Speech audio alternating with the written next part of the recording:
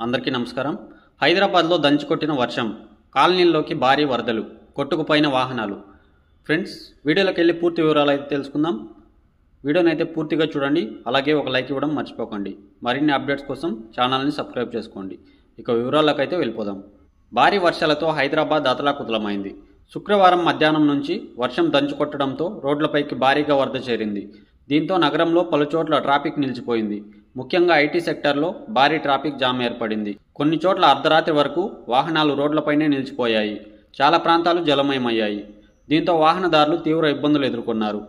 అత్యధికంగా బోయినపల్లి, మారేడ్పల్లిలో 11.5 సెంటీమీటర్లు వర్షపాతం నమోదైంది. ఉప్పల్లో 10.1, బండ్లగూడ 9.9, ముషీరాబాద్లో 9 సెంటీమీటర్ల వర్షం కురిసింది.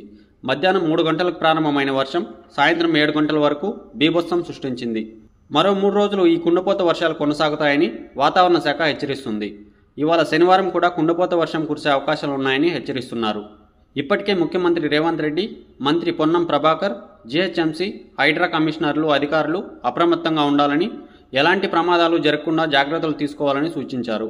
వెంటనే విపత్తు నిర్వహణ, ఎన్డీఆర్ఎఫ్, హైడ్రా సిబ్బందిని రంగంలోకి దింపారు. జీహెచ్ఎంసీ ప్రజలకు హెచ్చరికలు జారీ చేసింది. అత్యవసరమైతే తప్ప బయటకు రావద్దని సూచించారు. అత్యవసర సేవల కోసం 100 లేదా జీహెచ్ఎంసీ కంట్రోల్ రూమ్ నెంబర్ 040-211-1111కు ఫోన్ చేయాలని సూచించారు.